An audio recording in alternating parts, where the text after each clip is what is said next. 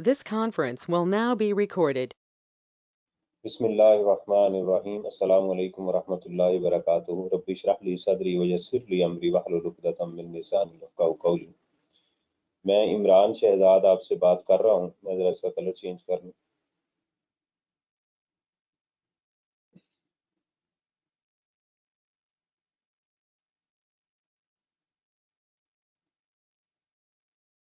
हमने income tax को complete किया था और हम मूव करने लगे थे सेल्स टैक्स की तरफ, लेकिन आज हम पहले जो हमारी किताब है हालत पेटीवाला की,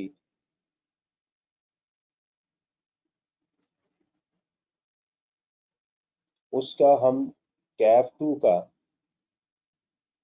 चैप्टर वाइज एनालिसिस करेंगे, लेकिन एक सिस्टमेटिक वे से। सबसे पहले मैं एक ओवरऑल पूरा एक विजन आपके सामने रखूंगा, उसके बाद उसी के अकॉर्डिंगली हम चैप्टर वाइज उसकी क्या करेंगे, डिस्कशन करते जाएंगे। देखिए, हमारे इनकम टैक्स में 3 चीजें इंपॉर्टेंट हैं। नंबर 1, मैं कौन हूं, जिसको हम प्रोफाइल कहते हैं।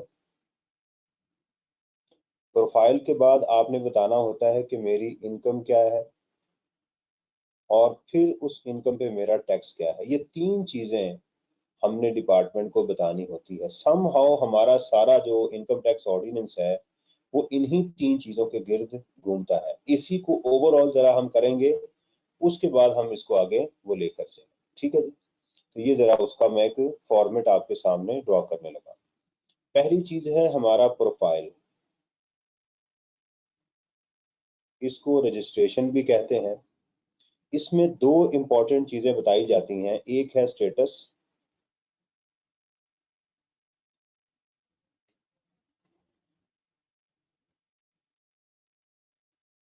और दूसरा है टैक्स ईयर।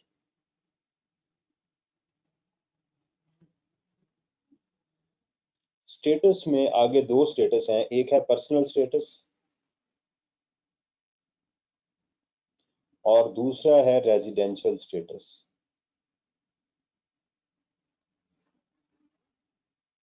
ठीक है, ये उसके सब हेडिंग्स हैं। ये पहली चीज है जो प्रोफाइल में हम बताते हैं, टैक्स डिपार्टमेंट को अपने आप को इंट्रोड्यूस करवाते हैं। प्रोफाइल के बाद जो नेक्स्ट चीज हमारे पास है वो है income.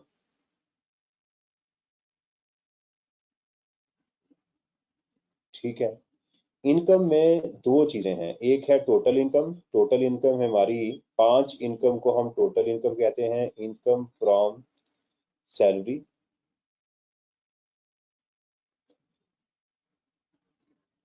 Income from property,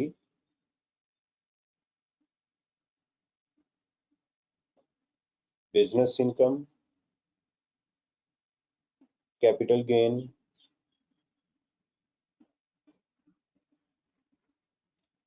and income from other sources.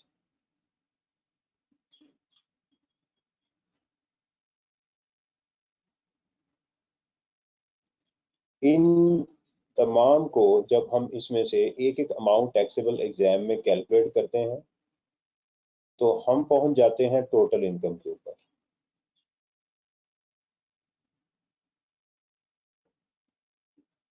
Total income में से हम क्या करते हैं, लेस करते हैं डिडक्टेबल अलाउंसेस,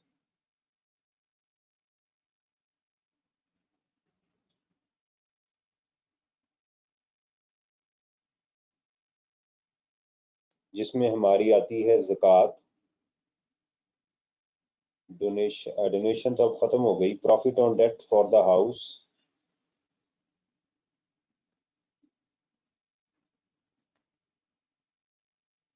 ठीक है, वो जो हम घर को कंस्ट्रक्शन या एक्विजिशन के लिए लोन लेते हैं। और इसमें एक थी एजुकेशन एक्सपेंसेस।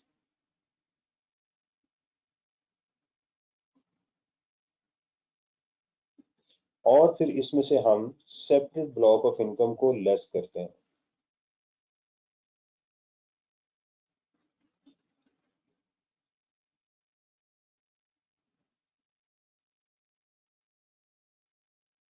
और इस सेपरेट ब्लॉक ऑफ इनकम में क्या क्या पॉसिबिलिटीज हैं, जरा उसको हम लिखते हैं। मैं ये पेन जरा दूसरा कलर चेंज करूँ यहाँ पर। ताकि आपको जरा थोड़ी सी डिस्टिंग्विश हो जाए। एक तो इसमें था गोल्डन हैंडशेक,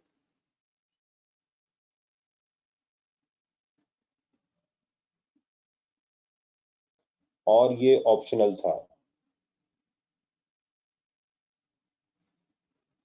दूसरा इसमें हमारे पास थी सिक्योरिटीज, यानी पब्लिक कंपनी के शेयर्स अंडर सेक्शन 37A। फिर इसमें था disposal of immovable property, capital gain के अंदर ही, अगर एग्जाम में हो तो। उसके बाद हमारे पास इसमें था डिविडेंड,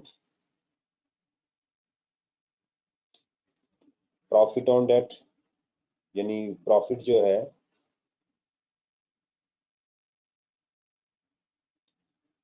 ठीक है। इसके बाद हमारे पास था प्राइस बॉन्ड, ये भी FTR में है। ठीक इस तरह की वो जो आइटम्स हैं, इनको हम एग्जाम में क्या करते हैं, लेस कर देते हैं।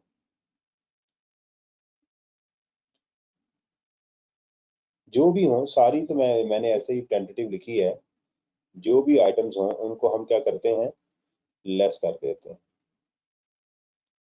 और इसके बाद अगर हमारे पास, इसको हम कहते हैं taxable income under normal regime, taxable income under normal regime. अगर हमारे पास एग्जाम में शेयर फ्रॉम AOP हो तो इसमें ऐड कर देते हैं, शेयर फ्रॉम। अभी फिलहाल मैं इसको इस फॉर्मेट में कंसिडर नहीं करूंगा, लेकिन मैंने आपको बता दिया कि इसमें हम ऐड कर देते हैं। अगर आपने ये देखना हो कि मैं सैलरीड हूँ या नॉन सैलरीड हूँ, तो उसके लिए तरीकेकार क्या है, ये जो आपके पास टैक्सेबल सैलरी है, आपको इस अमाउंट पे, टैक्सेबल अमाउंट पे उसको डिवाइड करेंगे। तो आपका फार्मूला होगा taxable salary divided by taxable income.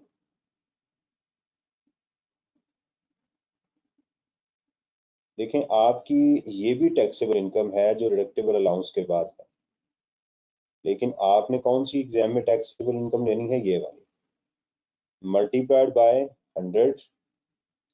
अगर आपकी सैलरी 75% से ज्यादा है, दिस वन, ठीक है, तो आप इस इनकम पे कौन से रेट्स लगाएंगे, सैलरीड वाले।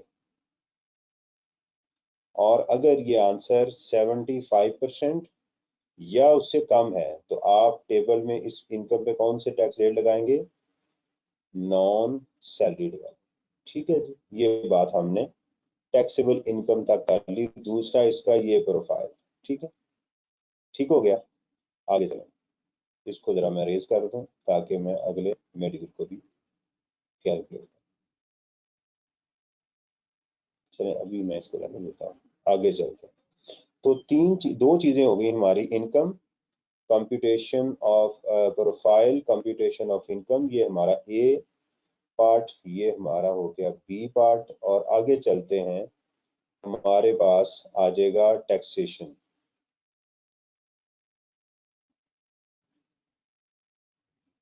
ठीक है जी, टैक्सेशन वाला हमारा सी पार्ट आ गया। टैक्सेशन में हम क्या करते हैं, सबसे पहले इसका स्टेटस लिखेंगे, सैलरीड है एग्जाम में या वो नॉन सैलरीड है या वो AOP का क्वेश्चन। फिर आप उस पर टैक्स कैलकुलेट करेंगे, जो भी टैक्स आएगा, ठीक है। अगर वो फुल टाइम टीचर है तो वो माइनस करेंगे पहले, अगर वो इंडिविजुअल का क्वेश्चन है, फुल टाइम टीचर या researcher allowance,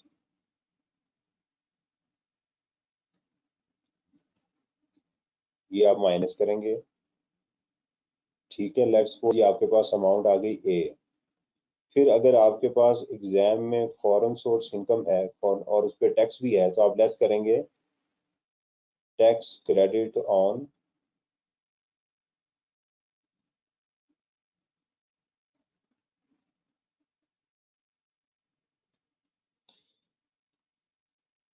foreign source income.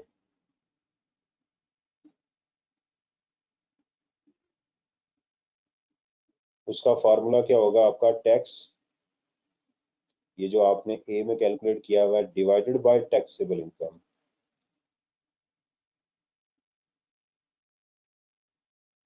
ठीक है, मल्टीप्लाइड बाय आपकी वो फॉरेन सोर्स इनकम। इसको आप कंपेयर करेंगे जो फॉरेन टैक्स आपने पे किया हुआ है, जो पेएबल है,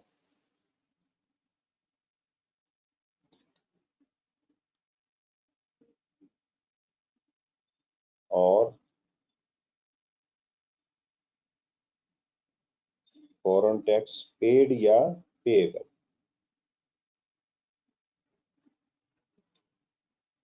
ये आप फार्मूला लगाएंगे,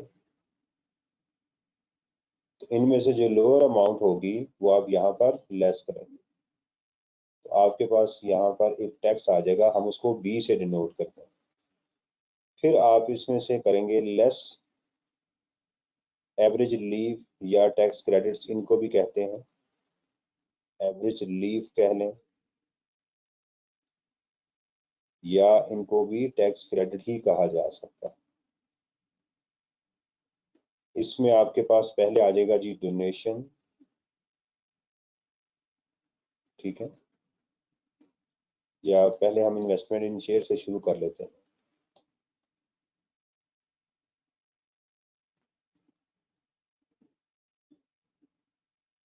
इन्वेस्टमेंट इन शेयर्स एक, या स्कूप में number 2 contribution in approved pension fund,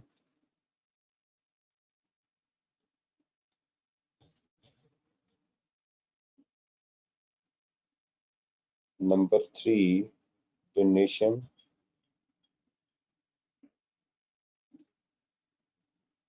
number 4 health insurance.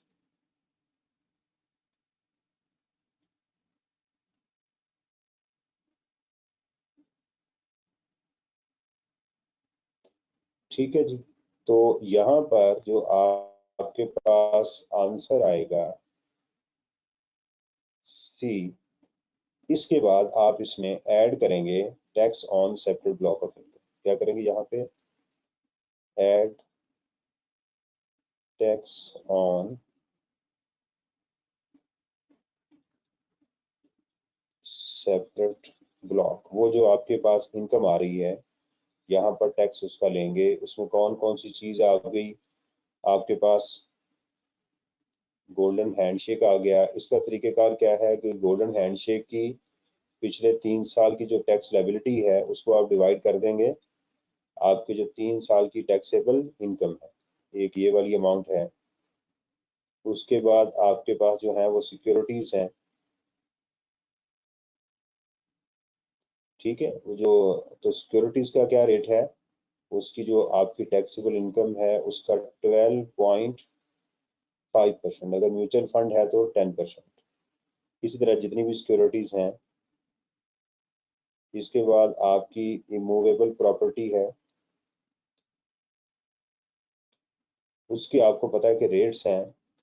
पहले टैक्सेबल जो इनकम आएगी उसको आपको टेबल में रेट्स देखने पड़ेंगे, वो 3.5% है, 5%, और इस तरह से वो रेट्स आपके पास मौजूद है।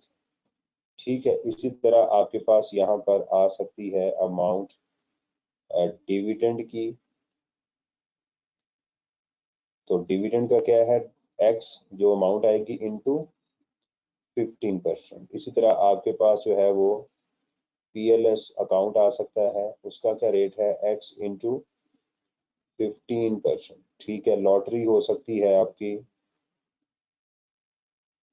उसका क्या रेट है? 20% प्रॉफिट।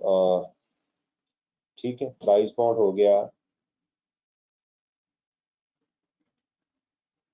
प्राइस बॉन्ड विनिंग, उसका रेट भी कितना है? 15%। तो आप इसको क्या करेंगे, यहाँ पर सारी अमाउंट्स को ऐड करेंगे, तो लेट्स सपोज आपके पास आंसर आ गया डी। फिर इसमें से आप क्या करेंगे, आपके एडवांस टैक्स या विदहोल्डिंग टैक्स, इसको लेस करेंगे। इसको बोलेंगे आप टैक्स लायबिलिटी।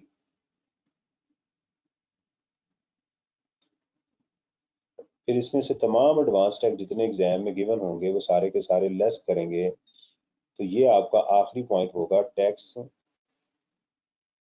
पेएबल। अगर पॉजिटिव अमाउंट है या नेगेटिव है तो आप इसको कहेंगे रिफंडेबल। ये आपका फाइनल पॉइंट होगा। यहाँ तक अगर आपको बात समझ आई है तो मुझे बताइएगा।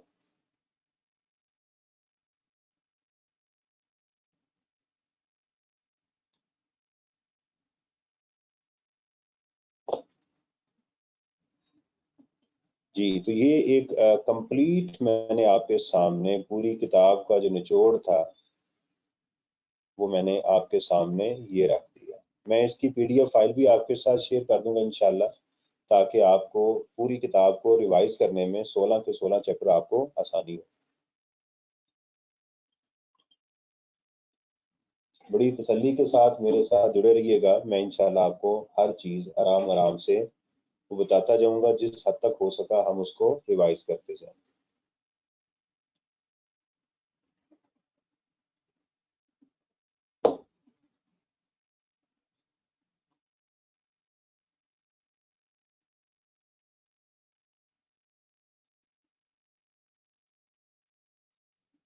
एक क्वेश्चन है जी कि फॉरेन टैक्स क्रेडिट जो है वो बाद में लेस करेंगे या पहले ही लेस करेंगे या बाद में किया जा सकता है। Answer is no. ये जो तरतीब मैंने आपको दी है, ये तरतीब इनकम टैक्स का एक सर्कुलर था, उसके अंदर उन्होंने बताई हुई है, लिहाजा हम इस तरतीब को नहीं छेड़ेंगे और एग्जामिनर भी कर सकता है। हाँ, एवरेज रिलीफ की ये जो अमाउंट आपको नजर आ रही है ये ऊपर नीचे की जा सकती है, इनको आप ऊपर नीचे कर सकते हैं, लेकिन टैक्स ये वाली तरतीब नहीं आप छेड़ेंगे। इसको इस तरतीब को आपने ऐसे ही रखना है। तो जो जो अमाउंट्स होती जाएंगी आप करते जाएंगे इससे। और कोई सवाल हो?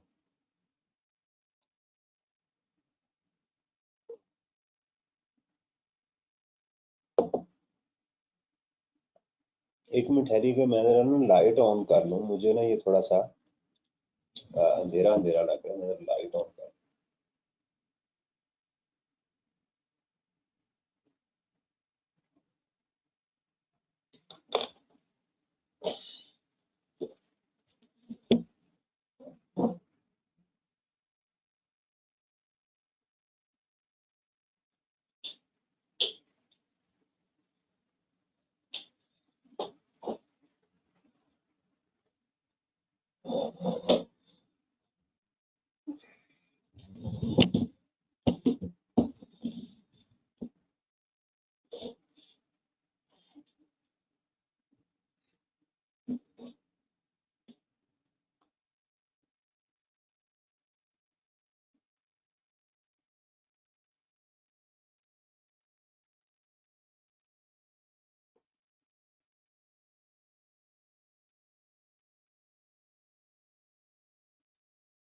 चलिए, बिस्मिल्लाहिर्रहमानिर्रहीम। हमारा जो प्रोफाइल है वो हमारी किताब का जो चैप्टर नंबर 1 था उसके अंदर सम हो सारे का सारा डिस्कस हो चुका हुआ है। उसमें हमने सबसे पहले ये बात डिस्कस की थी। असल में सबसे पहले तो आपकी किताब में टैक्स ईयर आएगा, सेक्शन जो 74 है वो टैक्स ईयर आएगा। 3 तरह के टैक्स ईयर है हमारे पास, एक है नॉर्मल, एक है स्पेशल और एक है ट्रांजिशनल। नॉर्मल टैक्स ईयर कौन सा होता है? जो 1 जुलाई से स्टार्ट हो और 30 जून तक एंड हो जाए। स्पेशल क्या होता है? इसके अलावा जितने भी टैक्स ईयर होते हैं वो सारे स्पेशल होते हैं। लाइक जैसे कैलेंडर ईयर में अगर कोई 1 जनवरी से स्टार्ट हो और वो 31 दिसंबर को क्लोज हो रहा है तो ये हमारा स्पेशल होगा। इसके अलावा और भी मिसाल हो सकती है कि जैसे कोई 1 अक्टूबर से स्टार्ट हो और वो नेक्स्ट ईयर के 30 सितंबर तक क्लोज हो जाए, इसको भी हम कह सकते हैं। अच्छा, अब क्या एक शख्स नॉर्मल से स्पेशल में आ सकता है, स्पेशल से नॉर्मल में आ सकता है? ये सवाल है। The answer is yes. एक बंदा आ सकता है स्पेशल से नॉर्मल में और नॉर्मल से स्पेशल में भी आया जा सकता है। तो उसके लिए जो दरमियान में पीरियड आएगा वो ट्रांजिशनल होगा। टैक्स ईयर कैसे चेंज किया जा सकता है? आप कमिश्नर को एप्लीकेशन दें, नंबर 1, वो एप्लीकेशन को स्क्रूटनाइज करेगा, आपको रिप्लाई करेगा, आप उसमें एडजस्टमेंट इनकॉर्पोरेट करें और फिर आप उसके बाद जो है वो अपने टैक्स ईयर को चेंज कर लें। ये ट्रांजिशनल टैक्स ईयर क्या होता है? The intervene period between two tax year, यानी आखिरी दिन से अगला दिन को लें और उसके बाद जो अगला साल है उससे पिछला दिन। आपको मिसाल देता हूँ, इसी की हम मिसाल लेते हैं कि एक साहब नॉर्मल से स्पेशल में आना चाह रहे थे, तो उनका जो टैक्स ईयर था वो 1 जुलाई 2022 से ऑलरेडी चल रहा था 30 जून को। अब वो जा रहे हैं कैलेंडर ईयर में, और वो कहाँ से हो रहा है? 1 जैन ये 23 तक हो जाएगा, और ये हो जाएगा 1 जैन 24 से लेके उनका आइंदा जो है वो 31 दिसंबर 24 तक होगा। ये उनका था। अब इसके दरमियान में जो टाइम पीरियड पैदा हुआ है ना, उसको हम कहते हैं कि ये हमारा क्या होगा? ये इंटरवीन होगा, यानी इसके जो नॉर्मल टैक्स ईयर है, जिस जो पहला टैक्स ईयर है और जो स्पेशल है, उसके दरमियान में, यानी यहाँ से स्टार्ट होगा और ये यहाँ तक जाएगा, तो ये बन जाएगा 1 जुलाई 23 से 31 दिसंबर 23 तक, ये बनेगा 6 माह का पीरियड। ठीक है, इसको हम कहेंगे ट्रांजिशनल टैक्स पीरियड। अच्छा, अब ये सवाल है, अब मैं थोड़ा सा इससे जंप लगाने लगा हूँ रिटर्न के ऊपर, कि ये रिटर्न जो है वो क्या 1 साल से ज्यादा हो सकती है? The answer is no. Return जो आपकी टैक्सेबल इनकम है वो हमेशा 1 साल की होगी। ठीक है, 1 साल की होगी, तो उसके लिए आपकी लास्ट डेट क्या होती है? 30 सितंबर। इंडिविजुअल और एओपी की, इंडिविजुअल और एओपी की जो लास्ट डेट होती है वो होती है 30 सितंबर। ठीक है, ये होती है। और वो कंपनीज जिनका ईयर एंड 1 जुलाई से 30 जून तक हो, उनकी भी उनकी जो डेट होती है वो कौन सी होती है? हमारी 30 जून तक हो, उनकी 31 दिसंबर होती है। ठीक है, उनकी 31 दिसंबर होती है, अगर मैं गलत नहीं कह रहा, जो मुझे याद है तो ये होती है। और वो हमारी कंपनीज जो जिनका जो है वो इसके बाद जुलाई से ऑनवर्ड होता है। मैंने इसको 2 हिस्सों में डिवाइड किया था, मैं खुद थोड़ा सा भूल गया हूँ। हमारा टैक्स ईयर स्टार्ट होता है 1 जुलाई से 30 जून तक, तो इसको हमने 2 हिस्सों में डिवाइड करना होता है। 1 जुलाई से 31 दिसंबर, और दूसरा पीरियड स्टार्ट होता है 1 जनवरी से। तो वो कंपनीज जिनका ईयर एंड जो है वो 1 जुलाई से लेके 31 दिसंबर तक हो, कंपनीज की सिर्फ मैं बात कर रहा हूँ, कंपनीज की सिर्फ, ये कंपनी की बात कर रहा हूँ, तो वो कंपनीज की लास्ट डेट होती है 30 सितंबर।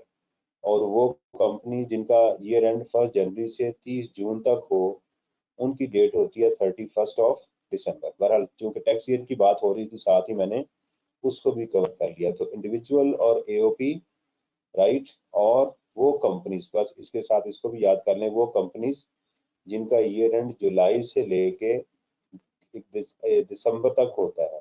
ठीक है, जेडी जो है, ठीक है, ये मैंने आपको याद कराया था कि individual AOP plus JD company जो होती हैं, उनका ईयर एंड, उनकी लास्ट डेट क्या होती है? 30 सितंबर ये होती है। चलें दोबारा आते हैं अपने टॉपिक के ऊपर, हम टैक्स ईयर को डिस्कस कर रहे हैं। तो ये जो पहली है नॉर्मल, इसका टैक्स ईयर कौन सा होगा? 2023। इसके अलावा बाकी जो ट्रांजिशनल और स्पेशल होते हैं वो उसके बाद देखा जाता है कि ये जो इनका ईयर एंड है, इसके बाद 30 जून कब आ रहा है, यानी किस नॉर्मल टैक्स ईयर में फॉल कर रहे हैं असल में। तो इसके बाद ये किस नॉर्मल टैक्स ईयर में है? वो है 2024। तो इस ट्रांजिशन का ये होगा। इसका आगे कैसे होगा? इसके बाद देखिएगा 30 जून कब आ रहा है, या नॉर्मल टैक्स ईयर कौन सा है, वो आएगा 2025। तो इस तरह से ये होगा। तो ये पहली चीज जो हमारे चैप्टर 1 में डिस्कस हुई थी, मैंने वो आपसे डिस्कस कर ली। इससे उसके बाद आता है जी हमारा पर्सनल स्टेटस। पर्सन से क्या मुराद है? पर्सन से मुराद है यहाँ पर इंडिविजुअल, एओपी और कंपनी। इंडिविजुअल, एओपी और कंपनी, इससे मुराद हमारे पास ये है। और फेडरल गवर्नमेंट। इंडिविजुअल आगे फर्दर दो तरह से क्लासिफाई होते हैं, ये उसकी पर्सन की डेफिनेशन में नहीं है। एक उसमें है सैलरीड और एक है नॉन सैलरीड। इसको हम डिस्कस कर चुके हुए हैं, एओपी की कर चुके हुए हैं। नॉन सैलरीड और एओपी के ऊपर जो है वो टैक्स रेट्स सेम होते हैं, सैलरीड के अलग टैक्स रेट्स होते हैं। जो कंपनीज होती हैं ये आगे दो तरह की हैं, एक हमारी नॉर्मल कंपनी होती है और एक स्मॉल कंपनी है जो आपके एग्जाम में आई हुई है। नॉर्मल कंपनी का जो रेट है वो 29% है और स्मॉल कंपनी का आई थिंक 21% है। इस साल 20% हो चुका हुआ है, लेकिन ये मेरा ख्याल है कि पिछले साल में 21% था। फिर कंपनीज की हमने दो टाइप्स और भी पढ़ी हुई हैं कि एक होती है पब्लिक कंपनी और एक होती है प्राइवेट कंपनी। तो आप कहेंगे सर ये कंपनीज का क्या मकसद है? देखें जरा बात गौर से सुननी है।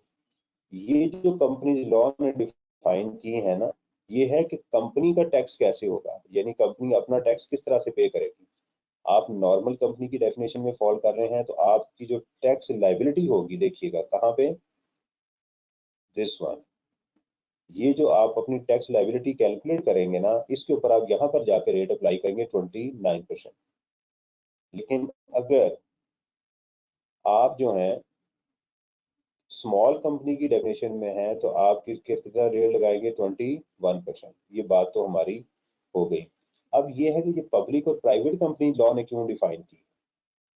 इसका ताल्लुक कैपिटल गेन के साथ है। इसका ताल्लुक किसके साथ है? कैपिटल गेन के साथ।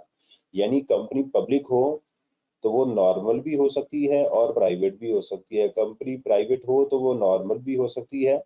यानी एक प्राइवेट कंपनी 29% टैक्स भी पे कर सकती है, 21% भी टैक्स पे कर सकती है। ये स्मॉल कंपनी क्या होती है, ये हमने जाके 14th चैप्टर के अंदर इसकी डेफिनेशन पढ़ी थी। चैप्टर नंबर 14 के अंदर हमने इसकी डेफिनेशन पढ़ी थी कि वो कंपनी जिसका शेयर कैपिटल 50 मिलियन और अनडिस्ट्रीब्यूटेड रिजर्व 50 मिलियन से ज्यादा ना हो, वो कंपनी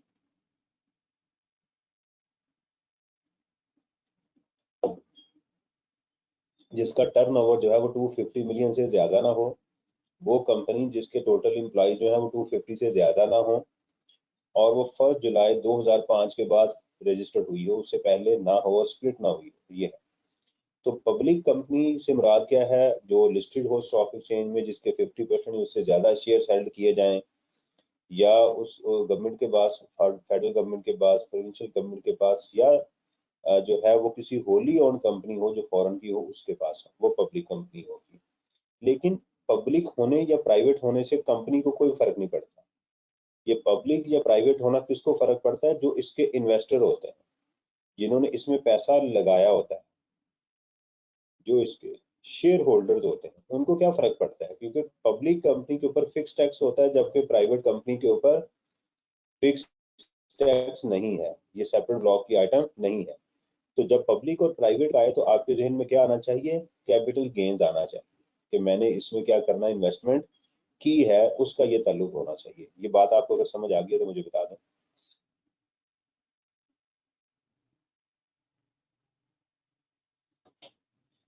जी,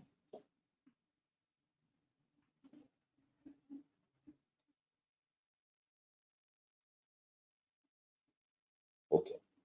अच्छा जी, आगे था रेजिडेंशियल स्टेटस। रेजिडेंशियल स्टेटस को लॉ ने जो था वो कैसे डिफाइन किया कि एक पर्सन रेजिडेंट भी हो सकता है और नॉन रेजिडेंट भी हो सकता है। एक पर्सन क्या हो सकता है? रेजिडेंट भी हो सकता है और नॉन रेजिडेंट भी हो सकता है। ये जरा मैं नीचे इसको एक्सप्लेन कर दूं, ऊपर जगह कम है।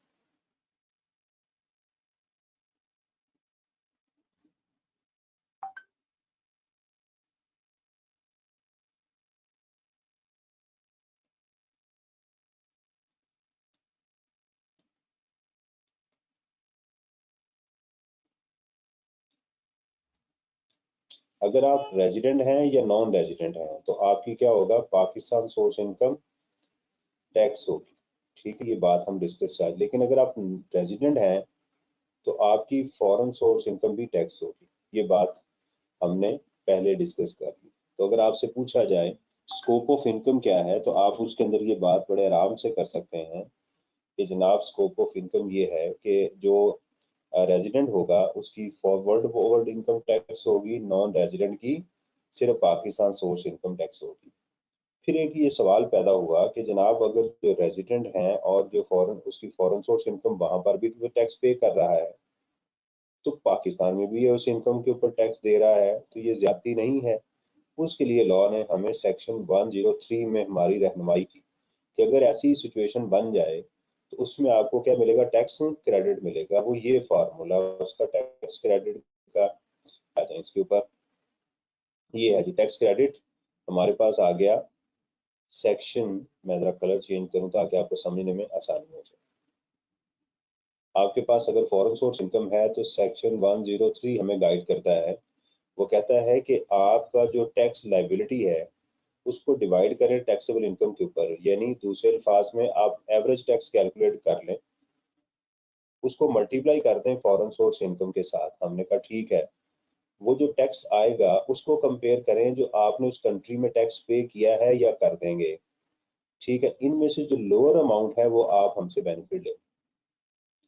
ठीक है, ये है। हमने कहा अगर पेएबल है तो क्या इसके ऊपर कोई रूल है, लॉ कहता है बिल्कुल है। इसके ऊपर रूल ये है कि आप इसको अगले 2 सालों में पे कर देंगे, यानी अगर आप अपनी रिटर्न फाइल कर रहे हैं 2022 की, तो आप इसको 23 और 24 में लाजमी क्या कर देंगे, पे कर देंगे। अगर हमने कहा ना पे किया तो लॉ कहता है फिर 25 में जाके यहाँ आपकी जो टैक्स लाइबिलिटी होगी, ये जो आपकी टैक्स लाइबिलिटी आएगी ना यहाँ पे, इसमें जाके वही सेम अमाउंट जो आपने बेनिफिट लिया होगा वो ऐड कर दी जाएगी। क्यों? क्योंकि उतना टैक्स आप कम करके हुए, अब लिहाजा आपको दोबारा वो टैक्स क्या करना है, पे ऑफ करना है। ये इसका आपको नुकसान होगा।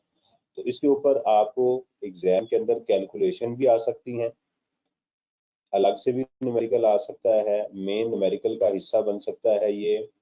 इसके ऊपर थ्योरी में बहुत ज्यादा क्वेश्चंस आए हुए हैं इस एरिया के ऊपर। अच्छा, अब सवाल एक और भी बनता है कि सर जी अगर एक हमारे पास एक से ज्यादा फॉरेन सोर्स इनकम हो और उनके ऊपर हमने उन टैक्स भी दिया हुआ है तो फिर क्या करेंगे? तो क्या हम यहाँ पर सारी फॉरेन सोर्स इनकम को इकट्ठा कर लें, यहाँ सारे टैक्सेस को इकट्ठा कर लें? The answer is no. आप अपनी तमाम इनकम के ऊपर, अगर आपकी बिजनेस इनकम है उसकी आप इसी तरह अलग कैलकुलेशन करेंगे यहीं पर ही। इसी तरह अगर आपके पास कैपिटल गेन है, आपके पास इनकम फ्रॉम अदर सोर्सेज है, इनकम फ्रॉम प्रॉपर्टी है, सैलरी के ऊपर फॉरेन टैक्स क्रेडिट नहीं होता, ये बात याद रखें। इन चारों के ऊपर ही आपको एग्जाम में मिल सकता है, तो आप इसकी क्या करेंगे, अलग अलग यहाँ पर कैलकुलेशन करेंगे। ये आपका जो लॉसेस का चैप्टर है वहां पर 3 क्वेश्चन आए हुए हैं जो हमने किए हैं। एक क्वेश्चन मैंने करवा दिया था, 2 आपको असाइनमेंट्स में दिए थे। वहां लॉसेस के अंदर लॉसेस भी और टैक्स क्रेडिट भी वहां पर डिस्कस हुआ है। ठीक है जी, तो ये बात हमने यहाँ पर की। तो मैंने आपको चैप्टर 1 को इसके साथ लिंक किया। अब ये सवाल ये है कि ये फॉरेन टैक्स क्रेडिट हमारी किताब में कहाँ लिखा हुआ है? ये जो फॉरेन टैक्स क्रेडिट है ये हमारे चैप्टर नंबर 2 में लिखा हुआ है। फॉरेन टैक्स क्रेडिट जो है कहाँ मिलेगा आपको, चैप्टर नंबर 2 के अंदर ये सारी बात लिखी है। अगर आप इसको पढ़ना चाहें डिटेल के साथ तो यहाँ पढ़ सकें। ठीक है जी, इसकी प्रैक्टिस मजीद अगर आप करना चाहें तो वो आपकी कहाँ पर मौजूद है, चैप्टर नंबर 15 के अंदर। ठीक है, ये आप कहेंगे सर ये क्या चल रहा है, कभी चैप्टर 1 चल रहा है, कभी 2 चल रहा है, कभी 15 चल रहा है। ठीक है भाई, लॉ भी अगर लॉ का भी आप पढ़े तो वो भी बिखरा हुआ है, लेकिन मैं आपको एक तरतीब से पढ़ा रहा हूँ। मुझे नहीं आप कह सकते कि सर ये चल नहीं, मैं आपको तरतीब सारी सेट करवा रहा हूँ। ये बात समझ आ गई है तो मुझे मैसेज कर दें, फिर मैं आगे चलूँ। चलेंगे, अब दोबारा चलते हैं रेजिडेंशियल स्टेटस के ऊपर। तो हमने इसकी बात डिस्कस कर ली। फिर आपके चैप्टर में एक और चीज भी डिस्कस हुई है कि क्या रेजिडेंट की फॉरेन सोर्स इनकम एग्जेम्प्ट हो सकती है? The answer is yes. ये वाला सवाल जो था ये आपके न्यूमेरिकल के लिए वैसे भी बहुत ज्यादा आया हुआ है, तो कब कब ये इनकम एग्जेम्प्ट हो सकती है? ठीक है, नंबर 1 एक है जी आपका शॉर्ट टर्म रेजिडेंट,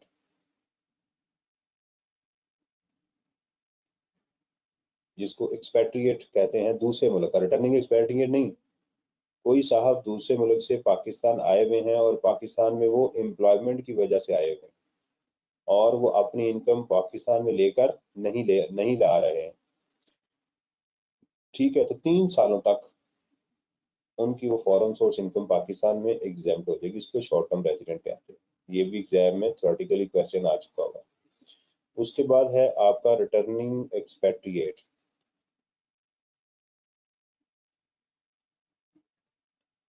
क्या है रिटर्निंग एक्सपेट्रिएट? वो पाकिस्तान का सिटीजन जो पाकिस्तान में वापस आ गया हुआ है, पाकिस्तान से गया था वो, क्या पाकिस्तान में वापस आ गया और पाकिस्तान का वो सिटीजन था और पिछले 4 सालों में पाकिस्तान का रेजिडेंट नहीं था, तो जिस साल वो रेजिडेंट हुआ वो साल प्लस उससे अगला साल, इन दोनों सालों में उसकी total foreign source income exempt हो जाएगी।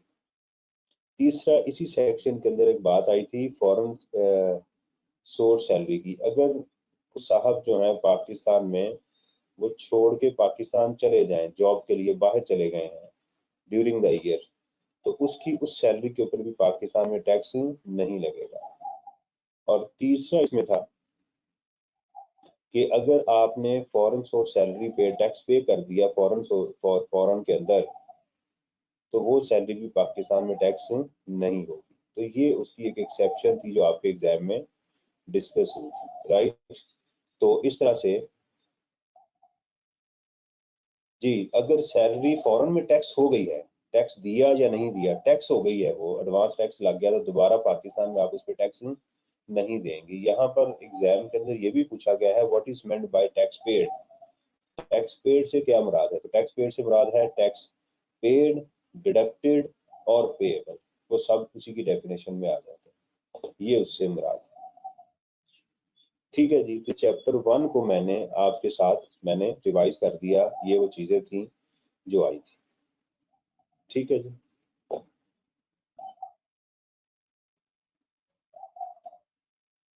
This conference will now be recorded. बिस्मिल्लाहिर्रहमानिर्रहीम। नहीं जी, अब हम अपनी इनकम के ऊपर आते हैं कि हमारे जो सैलरी है, पहले उसको हम स्टार्ट करते हैं कि हमारी इनकम फ्रॉम सैलरी के अंदर क्या है। सैलरी के अंदर हमारे चैप्टर थे, chapter number 3, chapter number 4, chapter number 5, ये हमारे 3 चैप्टर थे। सैलरी के अंदर क्या क्या हमने डिस्कस किया, जरा उसको भी हम एक नज़र उसकी समरी डिस्कस कर लें।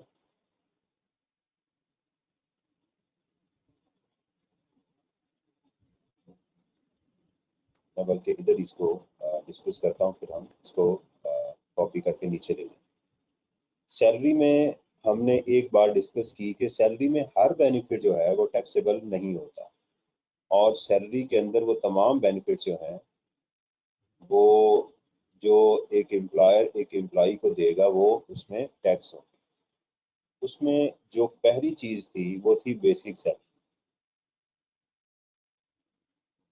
बेसिक सैलरी जो है ये क्या है, हमारी टोटली टैक्सेबल होती है। इसमें लॉ में एक वर्ड यूज हुआ है जो कि बीकॉम के अंदर आता रहा है, वो है एमटीएस, मिनिमम टाइम स्केल का। इसका ताल्लुक क्या है ये भी जरा आज समझ लें। जो मिनिमम टाइम स्केल है,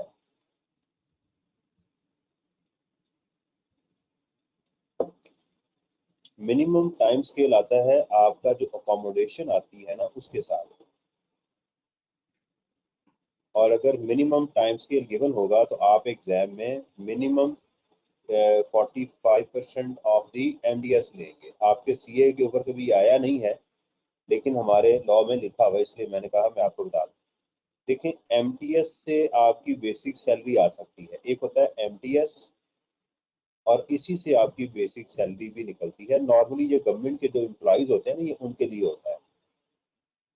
मैं आपको इसकी सिचुएशन समझाता हूँ। लेट्स सपोज कि हमारे पास एक एम्प्लॉय है, उसकी सैलरी है 10,000, ये इस तरह से लिखा होता है, और 30,000, ये ऐसे हो। ये 3 लाइनें क्या बताती हैं? ये बताती हैं जब उसने ज्वाइन किया उस वक्त उसकी बेसिक सैलरी ये थी। हर साल इस बेसिक सैलरी में इसकी जो इंक्रीज आएगी वो ये आएगी। तो और जब ये यहाँ पर आएगा तो ये रिटायर हो जाएगा, ये इसकी मैक्सिमम है। यानी ये मैक्सिमम इसकी ये लिमिट बताई जा रही है कि आखिरी साल इसको ये वाली सैलरी मिल रही हो। अच्छा, अगर आपसे पूछा जाए एग्जाम में एमटीएस क्या है, तो एमटीएस याद रखें हमेशा यही हो, पहले साल भी, दूसरे साल भी, तीसरे साल भी, चौथे साल भी। एमटीएस अगर आपसे पूछा जाए कितनी है, तो आप कहेंगे 10,000। ये पर मंथ होती है, इंटू 12, तो ये बन जाएगी 1,20,000 रुपये। ये एमटीएस है, ये कांस्टेंट रहेगी। लेकिन अगर आपसे पूछा जाए कि जनाब ईयर 1 में इसकी बेसिक सैलरी कितनी है, तो वो तो जाहिर पर यहीं से शुरू हुआ है ना, तो हो जाएगी 10,000 इंटू 12, 1,20,000 रुपये। ईयर 2 में जाहिर बात है 2,000 रुपये इंक्रीमेंट लगेगी, ये बन जाएगी 12,000 रुपया इंटू 12, तो ये बन जाएगी 1,44,000। तो ईयर 3 के अंदर ये बन जाएगी 14,000 इंटू 12, तो ये कितना आ जाएगा, 14,000 इंटू 12, ये बन जाएगा 168,000। अच्छा, अब मिसाल है कि अगर आप कर रहे हैं ईयर 3 की कैलकुलेशन, तो आपको टैक्स किस पे देना है, इसको 1,68,000 के ऊपर। और अगर ईयर 3 में पूछा जाए इसकी एमटीएस क्या है, तो एमटीएस ये होगी, यानी दूसरे अल्फाज में ईयर 3 की बेसिक सैलरी इसकी ये वाली होगी, और जब अकोमोडेशन लेंगे तो वो इसका 45% लेंगे। अच्छा, अब देखिएगा कि चूंकि हमारे एग्जाम में उसने आज तक कभी एमटीएस दिया ही नहीं, इसलिए हम अकोमोडेशन के लिए यहाँ भी फिर बेसिक सैलरी ही यूज कर लेते हैं। बात समझ आ गई? तो अगर एग्जाम में आपको एमटीएस मिल जाए तो उससे परेशान नहीं होना, एमटीएस को मल्टीप्लाई नहीं करना। अच्छा, अगर एमटीएस के साथ आपको कोई टाइम फ्रेम नहीं है, तो फिर हमारी बेसिक सैलरी भी यही होगी, एमटीएस भी यही होगा।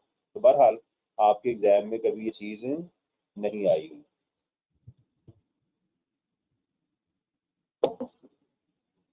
ठीक है जी, चलें ये हम इसको डिलीट कर दें। इसमें और क्या क्या चीज़ें जो है हमारे एग्जाम में डिस्कस हुई हैं, वो है जी हाउस रेंट अलाउंस। ये क्या होगा, टोटली टैक्सेबल होगा। लेकिन अगर एग्जाम में अकोमोडेशन गिवन हो,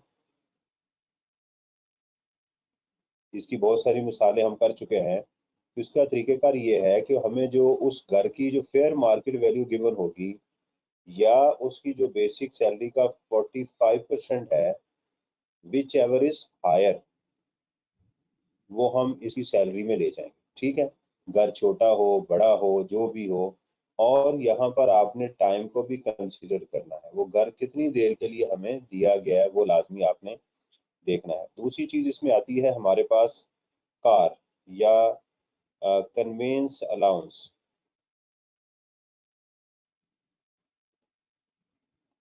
कन्वेंस अलाउंस जो है ये क्या है, totally taxable. Convince allowance is totally taxable, ये टोटली टैक्सेबल है। लेकिन अगर हमें इस कार गिवन हो एग्जाम में, और वो प्रोवाइडेड हो बाय द एम्प्लॉयर, ये शर्त है, किससे हो, एम्प्लॉयर से, तो देखा जाएगा वो किस यूज में है। अगर तो वो पर्सनल यूज में है तो उसका 10%, या अगर वो प्राइवेट बोथ पर्पज में है तो 5%। इसका अगर गाड़ी परचेज है तो कॉस्ट लेंगे, अगर वो लीज्ड है तो फेयर मार्केट वैल्यू। ठीक है, और ये कौन सी होनी चाहिए, जब गाड़ी परचेज की गई थी उस वक्त की। उसके बाद एग्जामिनर जो मर्जी कहानियां सुनाए उनको हम इग्नोर करेंगे। ठीक है, लेकिन अगर गाड़ी एम्प्लॉय की हो, एम्प्लॉयर मेंटेन कर रहा हो, तो उसका कोई ट्रीटमेंट नहीं होगा, क्योंकि इसकी मेंटेनेंस और गाड़ी एम्प्लॉयर की होनी चाहिए। गाड़ी रेंट पे लेके लेके दी गई हो तो उसका फिर रेंट आपकी सैलरी में ऐड हो जाए।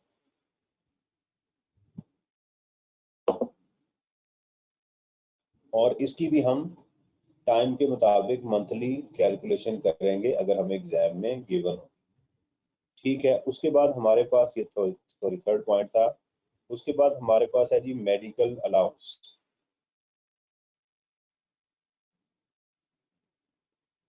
मेडिकल अलाउंस जो है वो ये क्या है, 10% एग्जेम्प्ट है बेसिक सैलरी का।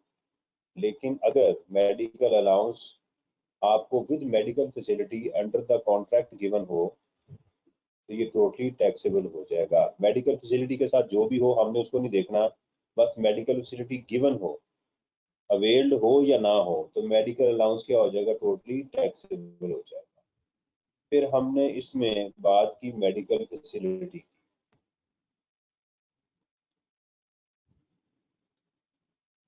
मेडिकल फैसिलिटी भी दो तरह की है। अंडर द कॉन्ट्रैक्ट ये टोटली टैक्सेबल हो जाए, टोटली एग्जेम्प्ट होगी।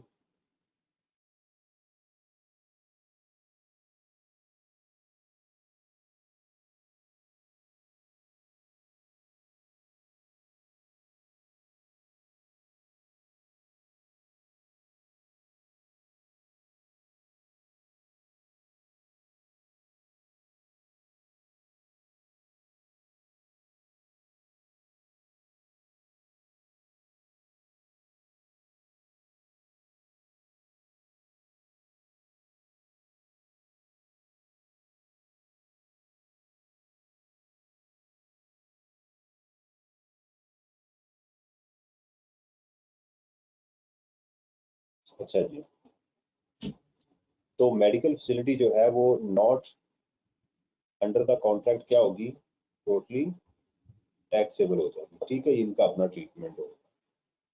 इसके बाद हमने इसमें जो बात की थी मार्जिनल कॉस्ट की। मार्जिनल कॉस्ट की, अगर कोई एम्प्लॉयर होटल, हॉस्पिटल और एजुकेशन इंस्टीट्यूशन में हो, इन्हीं की सर्विसेज हो, तो वो भी टोटली एग्जेम्प्ट हो। फिर हमने इसमें लोन की बात की थी कि अगर एम्प्लॉय को लोन वो 1 मिलियन से ज्यादा हो, तो इस लोन का 10% उसकी सैलरी में क्या किया जाएगा, ऐड कर दिया जाएगा। ठीक है, हाँ, अगर उसने कोई अमाउंट ली हुई है तो इसमें से क्या कर दी जाएगी, माइनस कर दी जाएगी। अगर वो दे रहा है उसको, तो इसकी भी हम प्रैक्टिस कर चुके हैं, इसकी एक्सेप्शन को भी हमने डिस्कस कर लिया हुआ है। उसके बाद गालबन हमने ये बात की थी कि अगर कोई भी बेनिफिट जो एम्प्लॉय को दिया जाएगा वो सैलरी में टोटली टैक्सेबल होगा अगर उसके ऊपर लॉ खामोश है। मिसाल के तौर के ऊपर ड्राइवर की सैलरी, कुक की सैलरी, इस तरह की चीज़ें सारी जो हैं वो टोटली टैक्सेबल हो जाए। फिर इसके बाद हमने यहाँ बात की थी टर्मिनल बेनिफिट्स की।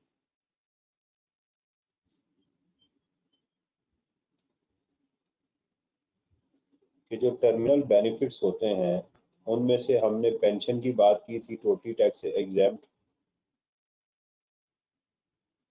इसकी दो एक्सेप्शन थी जहां पर हमने डिस्कस किया था कि अगर उसकी एज 60 साल से कम है और इसको एक से ज्यादा पेंशन मिल रही है तो वो हायर वाली एग्जाम्प्ट होगी, लोअर पे टैक्स लग जाएगा। वो री एम्प्लॉयमेंट के केस में भी ये होगा। उसके बाद हमने ग्रेचुटी की बात की थी। ग्रेचुटी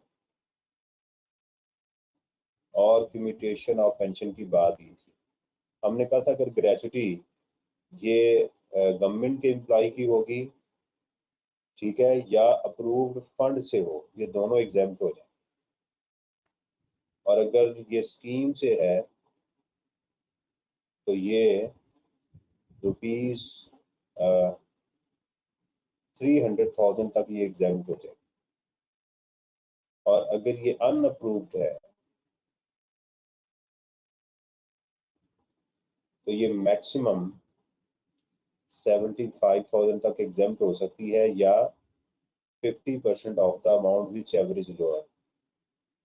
50% ऑफ द अमाउंट जो भी इनमें से लोअर होगी, यानी ग्रेचुटी। और फिर इसकी हमने एक्सेप्शन को डिस्कस किया था कि अगर वो नॉन एम्प्लॉय डायरेक्टर को मिलेगी, पाकिस्तान से बाहर मिलेगी, तो इन सूरतों में वो क्या हो जाएगी, एग्जाम्प्ट हो जाएगी। ठीक है, टर्मिनल बेनिफिट्स में।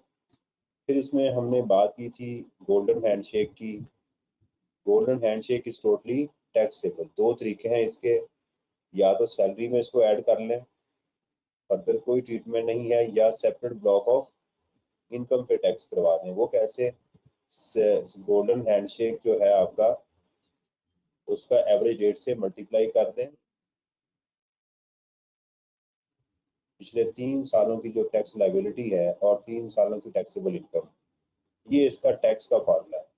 तो आपका तरीके का क्या करेंगे, पहले इसको सैलरी में ऐड करेंगे, फिर आप टोटल इनकम में से माइनस करेंगे, और फिर इसका ये जो टैक्स है ये आप टैक्स लाइबिलिटी में ऐड करेंगे।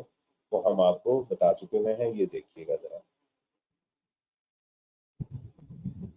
दिस वन, एक इसका ये होगा, पहले आप उसको सैलरी में ऐड कर चुके होंगे यहाँ पे, फिर आप इसे क्या कर देंगे, इसको लेस कर देंगे, और फिर तीसरे पॉइंट पे इसका जाके जो टैक्स है वो यहाँ पर टैक्स ऐड कर देंगे। ये इसके 3 ट्रीटमेंट है जो मैंने आपको बता दी इसके ऊपर। ठीक है जी। इसके बाद इसमें हमने प्रोविडेंट फंड का भी डिस्कस किया था कि जो रिकॉग्नाइज प्रोविडेंट फंड होगा उसका आप एग्जाम में क्या करेंगे, 2 चीजें निकाल लेंगे, उसका एम्प्लॉयर का कंट्रीब्यूशन और इंटरेस्ट क्रेडिटेड, तो इसके ऊपर आपको इंटरेस्ट मिला हुआ है। जो एम्प्लॉयर कंट्रीब्यूशन है उसका तरीकेकार क्या है कि जो अमाउंट एग्जाम्प्ट होगी वो होगी 150,000 और 10% of the basic salary plus dearness allowance. जो लोअर अमाउंट होगी आप उसमें से लेस कर दें। जो इंटरेस्ट क्रेडिटेड है उसका रूल ये है कि 16% ऑफ द accumulated बैलेंस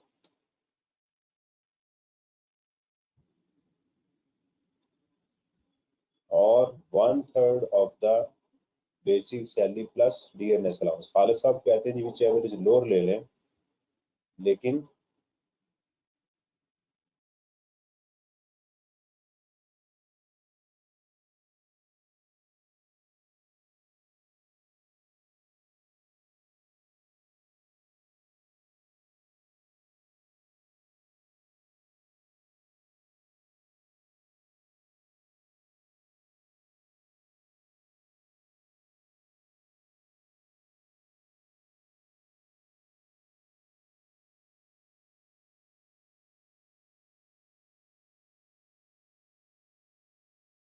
अच्छा जी। तो इसमें से एग्जामिनर ने जो है वो इसको हायर भी लिया हुआ है, किताबों में भी इसका विच एवर इज हायर को एग्जाम किया हुआ है। तो आप कर सकते हैं दोनों का, चाहे लोअर ले लें, दोनों का ले लें, लेकिन एग्जाम में लिख दें as per the suggested solution of ICAP. और रिकॉग्नाइज प्रोविडेंट फंड से अगर पैसे विड्रॉ किए जाएं तो उसका कोई ट्रीटमेंट नहीं होता, लेकिन अगर ये अनरिकॉग्नाइज प्रोविडेंट फंड हो तो उसका ये एनुअल ट्रीटमेंट नहीं होगा। रादर जो पैसे इस प्रोविडेंट फंड से मिलते हैं वो एम्प्लॉयर कंट्रीब्यूशन और इंटरेस्ट, ये टोटली टैक्सेबल हो जाता है। ठीक है, इसके लिए वीडियो भी मैं बना चुका हूँ। तकरीबन ये इंपॉर्टेंट चीज़ें जो थी सैलरी की मैंने आपके साथ वो शेयर की। ये अगर क्लियर है तो फिर हम आगे चलें। इसके अंदर फिर मैंने एम्प्लॉय शेयर स्कीम की बात की थी, वो भी जरा चले मैं एक्सप्लेन करता हूँ। एम्प्लॉय शेयर स्कीम की हमने बात की थी। एम्प्लॉय शेयर स्कीम में अगर ऑप्शन मिल जाए या रिस्ट्रिक्टेड शेयर्स मिल जाए तो उसका कोई ट्रीटमेंट नहीं होता, लेकिन अगर इन दोनों चीज़ों को बेच दिया जाए तो फिर उसकी सेल प्राइस माइनस कॉस्ट जो है वो सैलरी में टैक्स होती है और कोई ट्रीटमेंट नहीं होता, ये टोटली टैक्सेबल होती है। और अगर आपको शेयर्स मिल जाए, शेयर्स आपने अक्वायर कर लिए या आपको जो है वो ओपन हो गए, यानी इस साल उनके रिस्ट्रिक्शन विड्रॉ कर दी गई, उसका फॉर्मूला होगा सेल प्राइस माइनस उस दिन की फेयर मार्केट वैल्यू जिसको डीम्ड कॉस्ट कहते हैं। तो ये भी सैलरी में क्या होगी, टोटली टैक्स हो जाएगी। और उन शेयर्स को अगर आप सेल करेंगे तो ये आपका कैपिटल गेन बनेगा, बहुत दफा एग्जाम में आ चुका हूँ। और ये जाके कैपिटल गेन में कहाँ टैक्स होगा, कैसे होगा, उसकी जो सेल प्राइस है, नहीं सॉरी मैं ये फार्मूला गलत लिख गया। शेयर्स अगर आपको मिलेंगे तो उसकी फेयर मार्केट वैल्यू माइनस जो आपने पेमेंट दी, तो उसकी कॉस्ट आपको इनकम करना पड़ेगी, ये बात। कैपिटल गेन में सेल प्राइस माइनस उसकी जो डीम्ड कॉस्ट है वो यहाँ पर आएगी। इसकी प्रैक्टिस हम कर चुके हुए हैं, और अगर फर्दर आपने बेचने के ऊपर कोई पेमेंट की है तो वो भी यहाँ ऐड हो जाएगी। कॉस्ट ऑफ परचेज, और अगर खरीदने के कोई एक्सपेंस आया तो वो भी यहाँ पर ऐड होगा, ये कैपिटल गेन में जाएगा। कैपिटल गेन में जब ये गेन आएगा तो वो डिपेंड करता है कि वो क्या है। अगर तो ये प्राइवेट कंपनी थी तो उसका होल्डिंग पीरियड देखा जाएगा, और अगर ये पब्लिक कंपनी थी तो फिर ये सेपरेट ब्लॉक ऑफ इनकम में गेन टैक्स होगा, यानी आप पहले इसको इनकम में ऐड करेंगे, फिर माइनस करेंगे और इसका टैक्स इनकम में लेकर जाएंगे। अब सवाल इसमें ये भी हो सकता है कि सर ये होल्डिंग पीरियड मैं यहाँ पर प्राइवेट कंपनी के लिए कब से स्टार्ट करूँगा? जब आपको शेयर्स मिले थे, बेशक रिस्ट्रिक्टेड थे या नहीं थे, वहां से हम इसको लेकर चले। इसी तरह इसमें एक और पॉइंट भी था टैक्स ऑन टैक्स का, वो हम सारी कैलकुलेशन करते थे, वो भी इसके अंदर हमने कैलकुलेट किया। अगर ये क्लियर है तो फिर हम आगे चलें, नेक्स्ट सेट स्टार्ट करें।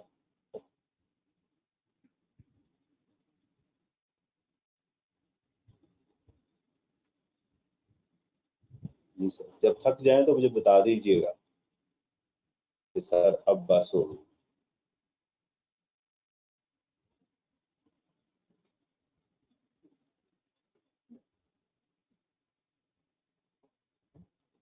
अच्छा जी।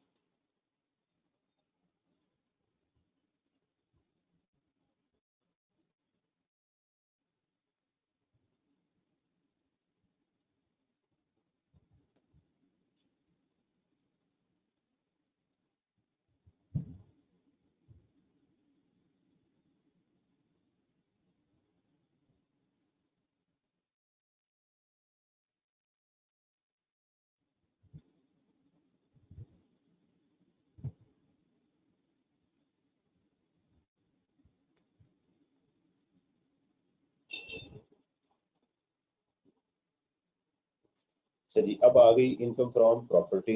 इनकम फ्रॉम प्रॉपर्टी में हमने जो चीजें डिस्कस की थी वो क्या क्या थी? ठीक है, इसको भी हम एक जगह पर डिस्कस कर लें। इनकम फ्रॉम प्रॉपर्टी में हमने कहा कि हमारे पास चार्जेबल रेंट है, और उस चार्जेबल रेंट में से क्या करेंगे, एक्सपेंसेस माइनस करेंगे।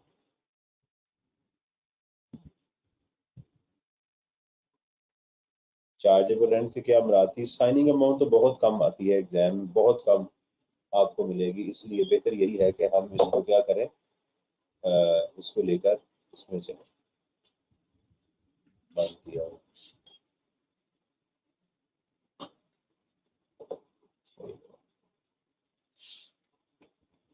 सही करो।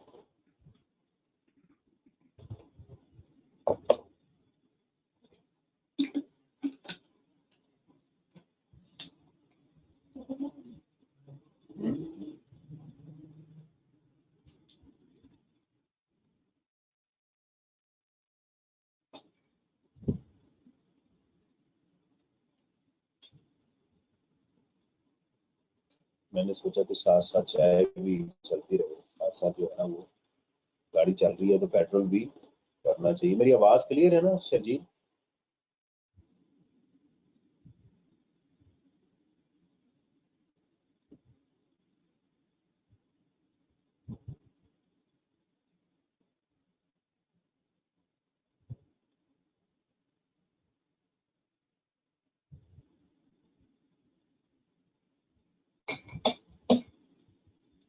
अच्छा जी। तो हमने कहा कि चार्जेबल रेंट में पहली चीज क्या है हमारे पास एग्जाम के लिए, वो है रेंट। एडवांस रेंट का कोई ट्रीटमेंट नहीं होगा अगर एग्जाम में रेंट हो और फेयर मार्केट वैल्यू भी गिवन हो, तो विच एवर इज हायर लेंगे। फेयर मार्केट वैल्यू नॉर्मली हमें कैसे मिलती है? एएलवी की शक्ल में मिलती है, एनुअल लेटिंग वैल्यू की शक्ल में। अगर रेंट हमारा जो है वो 8 माह का है तो एएलवी तो 12 माह की होगी, तो हमें क्या करना है, एएलवी को भी क्या करना है, 8 माह पे करना है। इसी तरह रेंट अगर हमने बिल्डिंग की है 50% और वो 8 माह के लिए भी है, तो हम क्या करेंगे, इस रेंट को, वो जो 12 माह का है इसका भी 50% ले लेंगे और इसको 8/12 करेंगे। इस तरह से कंपेयर करेंगे, यानी ये कंपेयर करने के लिए एक मैं चीज़ आपको क्लियर कर रहा हूँ कि इस तरह से हम इसको क्लियर करेंगे। ये एएलवी बाज बात एग्जाम में गिवन होती है। इसके अंदर हमने फेयर मार्केट वैल्यू और एएलवी लेंगे, और ये भी सवाल है कि वो क्या सिचुएशन है जहां हम फेयर मार्केट वैल्यू को कंपेयर नहीं करेंगे, वो है सेल्फ हायरिंग।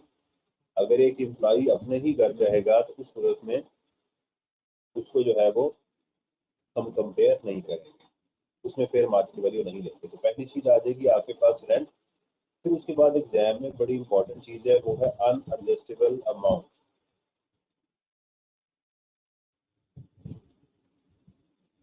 इसकी जो तरीकेकार ये है कि जो आपका करंट टेनेंट होगा जिसके पास 30 जून को घर है इस साल, ठीक है, जो आपका करंट टेनेंट है मौजूदा,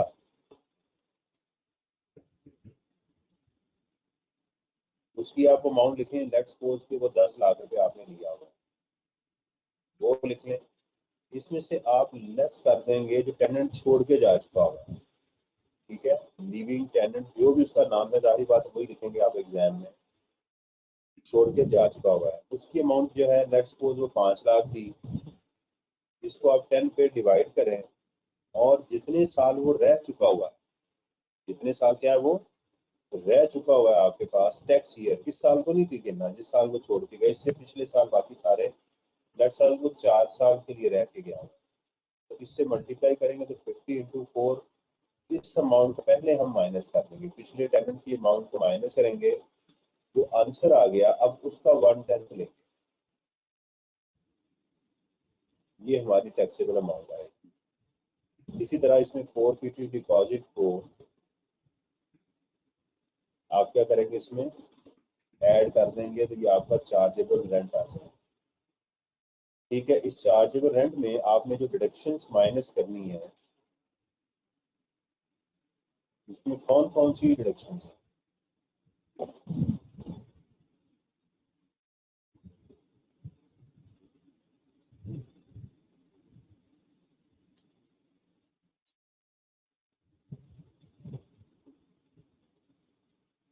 अच्छा जी, इसमें डिडक्शंस कौन कौन सी, इसमें एक है हमारी रिपेयर, ये अगर बिल्डिंग है, अच्छा ये याद रखिएगा ये सिर्फ बिल्डिंग के लिए है, जो आपकी अनएडजस्टेबल अमाउंट है ना ये बिल्डिंग के लिए है, अगर ओपन प्लॉट होगा तो इसको आपने नहीं लेना। तो रिपेयर होगी 1/5 ऑफ द चार्जेबल रेंट, ये एग्जाम में प्रॉपर्टी के लिए हमेशा ली जाती है, गिवन हो या ना हो, एक चीज। दूसरा आप इसमें जो माइनस करेंगे वो बिल्डिंग की इंश्योरेंस है, ये बिल्डिंग की ये भी होगी, इसका ताल्लुक भी बिल्डिंग के साथ है, इसका ताल्लुक भी बिल्डिंग के साथ है, ठीक है, ये भी आप माइनस करेंगे। आपने कोई इंटरेस्ट दिया हुआ है लोन लेके, प्रॉफिट ऑन, वो भी आप इसमें से लेस करेंगे।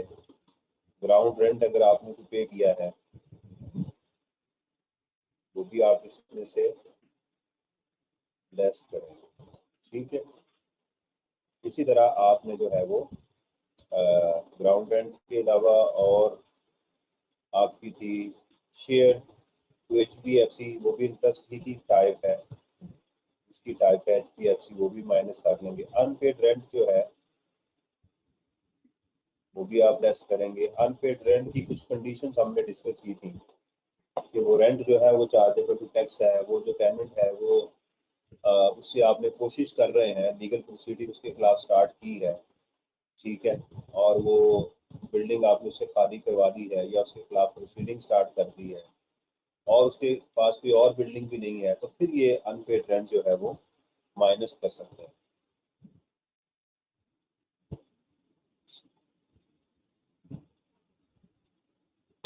ठीक है जी। फिर इसमें लीगल चार्जेस है to defend the title of the property,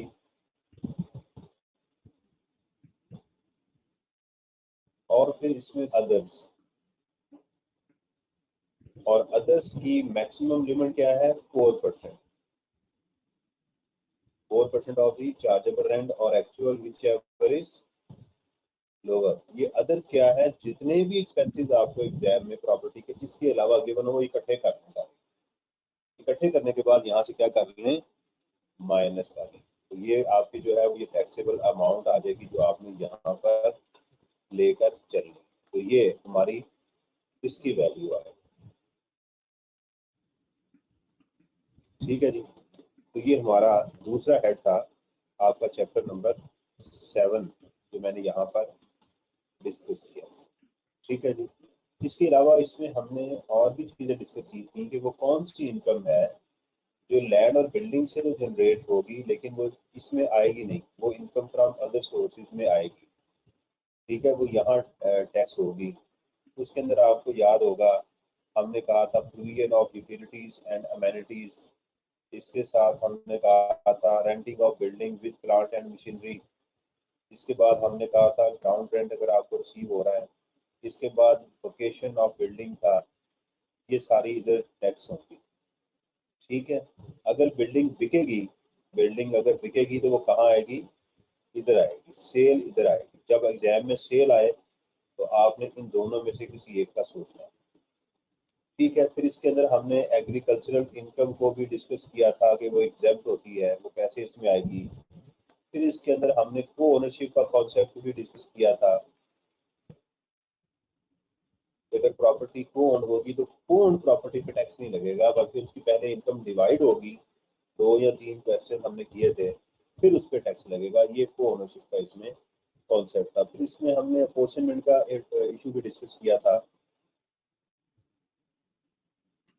कि अगर एक प्रॉपर्टी से आपको income from property other sources भी है और ये भी है, दोनों एक ही प्रॉपर्टी से आपको मिल रहे हैं, तो इसके दोनों के एक्सपेंसेस को क्या करेंगे, अलग अलग करेंगे। ये चैप्टर 7 का मैंने आपको एक छोटा सा ओवरव्यू दिया है। अगर ये क्लियर है तो मुझे बता दें, फिर हम आगे इसके बाद।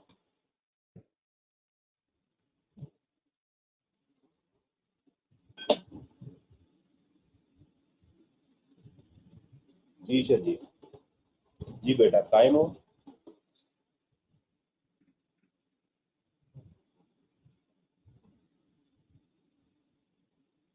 जी शजीर कायम हो।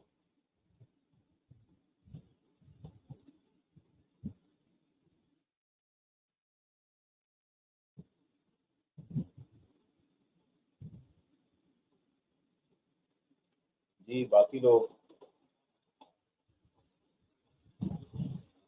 मुजाहिद है और लोग भी बैठे हैं क्लास में। आप लोग जरा मुझे बताएं। देखिए मैं बीमार आदमी जो है वो आपके साथ जुड़ा हुआ हूँ, तो आप तो माशाल्लाह फिट हो, मैं साथ बोल भी रहा हूँ। चलो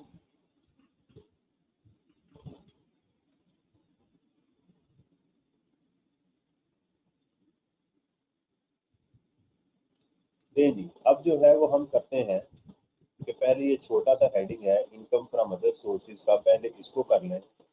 फिर हम जो है वो कैपिटल गेन के ऊपर आते हैं, क्योंकि कैपिटल गेन ज़्यादा इम्पोर्टेंट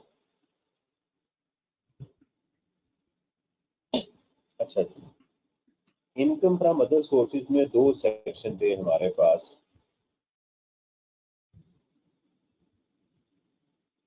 सेक्शन 39 इनकम का था और सेक्शन 40 जो था वो उसके एक्सपेंसेस का था।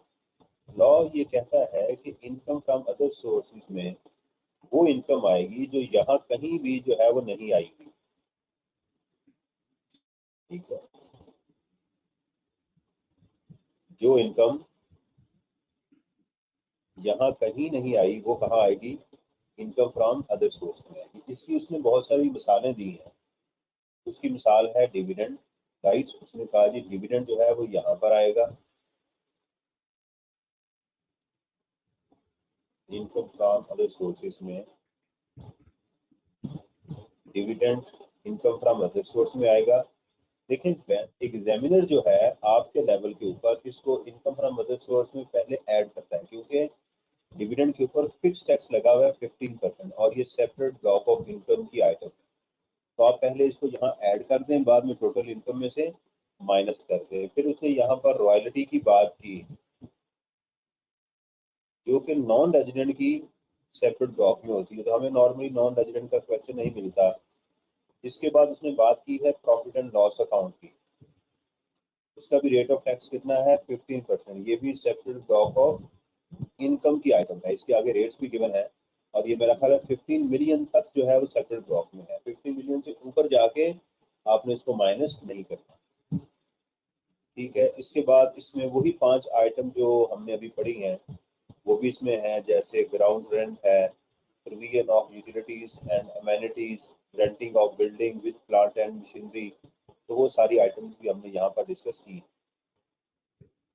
उसके बाद हमने इसमें एक इम्पॉर्टेंट चीज़ डिस्कस ये की थी कि अगर आपने किसी ने गिफ्ट ले लिया रिलेटिव के अलावा, रिलेटिव से अगर आप गिफ्ट लेंगे तो वो एग्जेम्प्ट होता है। गिफ्ट आप किससे लेंगे?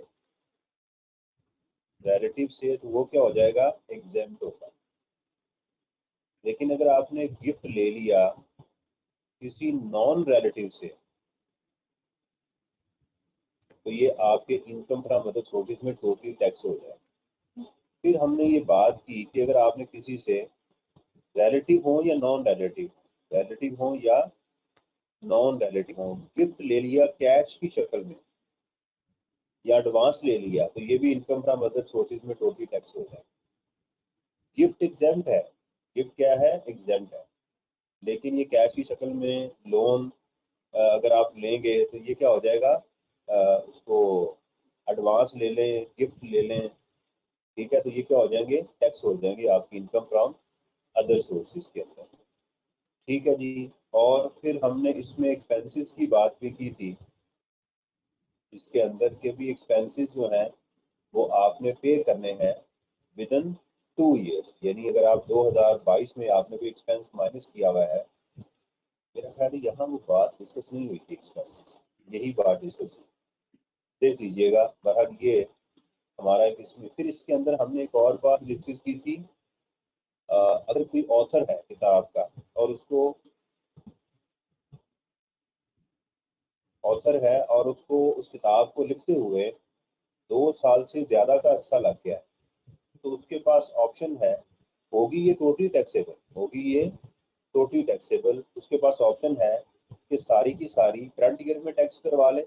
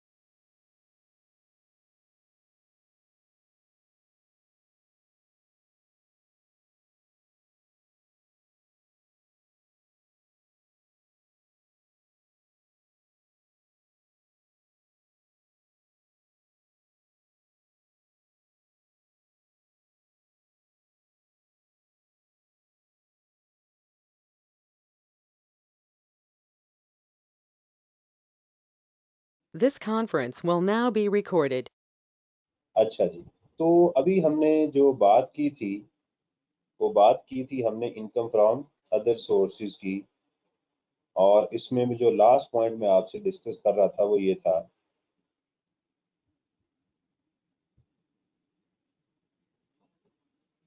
इनकम फ्रॉम अदर सोर्सेज में जो लास्ट पॉइंट था वो था ऑथर का। ठीक है, कि हमने कहा कि कोई ऑथर है जिसको किताब लिखते हुए 2 साल से ज़्यादा हो गया, तो उसके पास ऑप्शन है कि वो उसको चाहे तो इसी साल टैक्स करवा ले और चाहे तो पिछले 3 सालों में जाके इसको टैक्स करवा सकता है। ये बातें हमने डिस्कस की थी। अब जो अगला हमारा वो टारगेट है वो है हमारा बहुत ही important, and that is capital gains का। ये चैप्टर नंबर 8 है हमारा, कैपिटल गेन्स का। इसको हम जरा देखते हैं कि कैपिटल गेन्स को कैसे लेकर चलेंगे। हमारी सैलरी हो गई, इनकम फ्रॉम प्रॉपर्टी हो गई, इनकम फ्रॉम अदर सोर्सेज हो गया, और कैपिटल गेन्स आ गया हमारे पास। ठीक है जी, तो कैपिटल गेन्स को जरा हम लेकर चलते हैं। अच्छा जी, कैपिटल गेन्स के अंदर जो हमने बातें डिस्कस की थी, मैं ये कलर चेंज कर लूँ जरा पेन।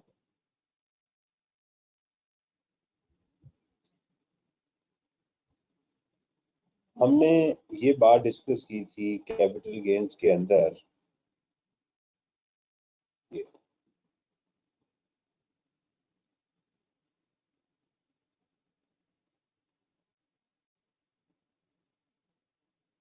कि पहले हमने कहा था कि what is meant by capital gains. तो हमने कहा था capital gains mean the gain from disposal of capital assets.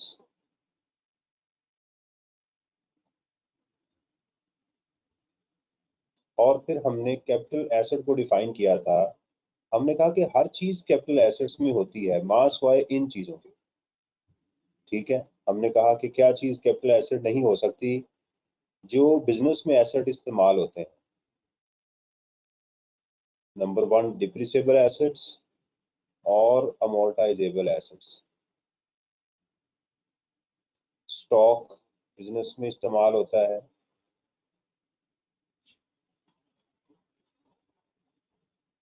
Stock या आपके जो कंज्यूमेबल स्टोर्स होते हैं वो भी नहीं होते। इसके बाद हमने कहा कि अदर मूवेबल जो है,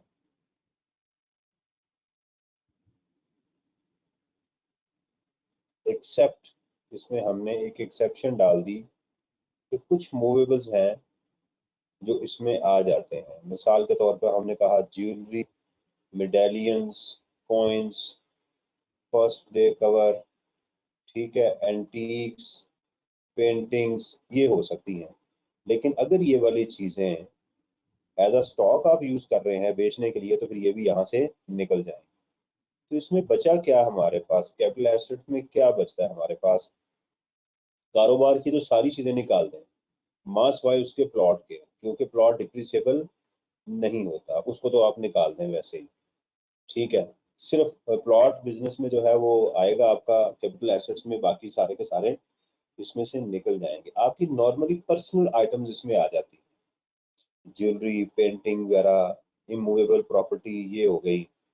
ठीक है, लेकिन अगर कोई रियल एस्टेट का कारोबार कर रहा है तो उसके लिए भी बिल्डिंग वगैरह वहां से निकल जाए। ठीक है जी। अच्छा, टैक्सेशन पॉइंट भी से हमने ये बात की थी कि हम कैपिटल गेन्स में क्या करेंगे, पहले एग्जाम में गेन कैलकुलेट करेंगे और उस गेन को टैक्सेबल गेन में कन्वर्ट करेंगे। टैक्सेबल गेन हमारी इनकम का हिस्सा बनेगा, गेन नहीं बनेगा। इससे क्या मुराद है? इससे मुराद ये है कि मिसाल के तौर के ऊपर मैंने एक सिक्योरिटी खरीदी थी, सॉरी सिक्योरिटी नहीं, प्राइवेट कंपनी के शेयर खरीदे थे 100 के, और मैंने बेच दिए 150 के, तो मुझे गेन कितना हुआ है? 50 का। सवाल ये पैदा होता है कि क्या ये टैक्सेबल है या नहीं है। अगर तो ये विद इन अ ईयर हुआ है डिस्पोजल, 1 साल के अंदर, तो यही टैक्सेबल है। और अगर ये 1 साल के बाद है तो फिर ये टैक्सेबल नहीं है। फिर क्या करेंगे, हम इसको 50 को 75% से मल्टीप्लाई करेंगे। इसी तरह अगर हमारी इमूवेबल प्रॉपर्टी है, वो हमने खरीदी थी 100 की, बेच दी है 150 की, ठीक है, तो हमें जो गेन है, क्या ये गेन टैक्सेबल है या नहीं? द आंसर इज कि इसका होल्डिंग पीरियड क्या है।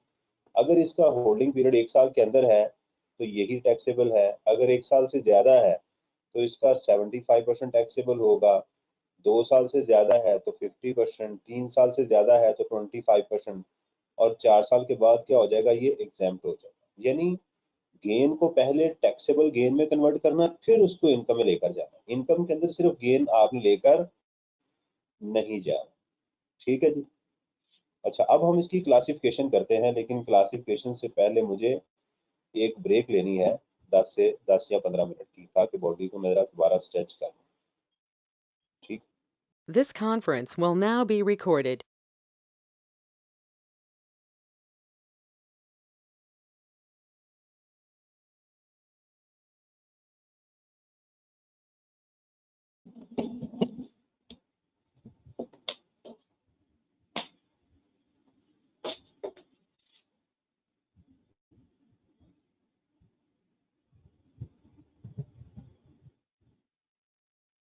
जी, अस्सलाम वालेकुम सर।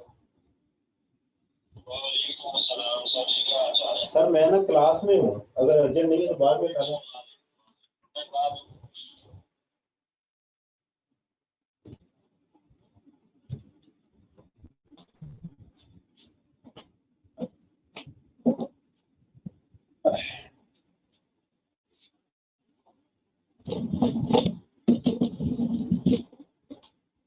जी बेटा, जरा मुझे कंफर्म कीजिएगा मेरी आवाज क्लियर है?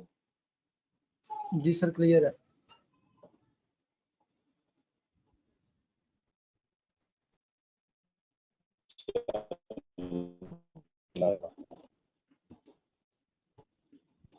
बिस्मिल्लाह। अच्छा जी, अब हम कैपिटल गेन के ऊपर बात कर रहे थे। तो कैपिटल गेन को लॉ ने टैक्सेशन पॉइंट ऑफ व्यू से इसको बेसिकली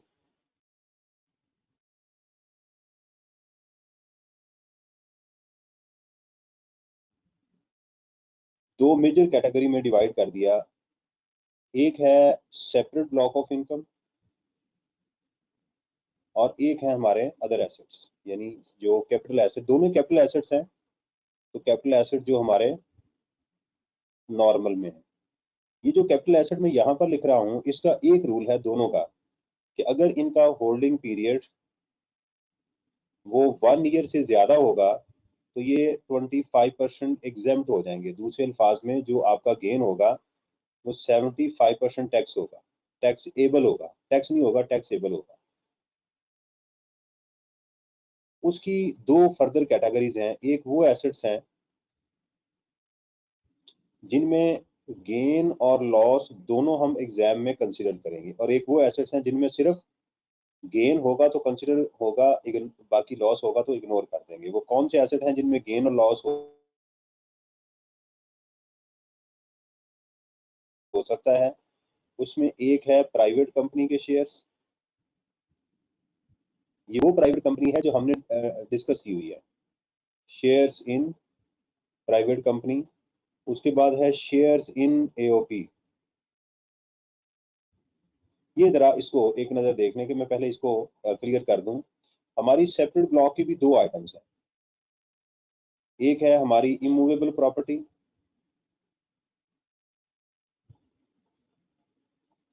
और दूसरी है हमारी सिक्योरिटीज अंडर सेक्शन 37। देखें, आप जब किसी कारोबार में इन्वेस्ट करते हैं जो सोल प्रोप्राइटर जिसके नहीं है, तो उसकी तीन ही शक्लें हो सकती हैं। या वो प्राइवेट कंपनी होगी, या वो पार्टनरशिप फर्म होगी, या वो पब्लिक कंपनी होगी। अगर वो पब्लिक कंपनी है तो वो ये वाले शेयर्स, आसान हो गया ना। पब्लिक कंपनी में आपने इन्वेस्टमेंट की है तो सेपरेट ब्लॉक में, और अगर किसी पार्टनरशिप फर्म में आपने इन्वेस्टमेंट की है तो वो नॉर्मल में आ जाएगी। या फर्म, या आपने किसी फर्म में इन्वेस्टमेंट कर दी है, प्राइवेट कंपनी के शेयर बेच दें या किसी फर्म के पार्टनर थे उसके शेयर्स आपने बेच दिए, दोनों ठीक है। इसको कहते हैं रिलिंक्विशमेंट, इंग्लिश का लफ्ज होता है रिलिंक्विश करना।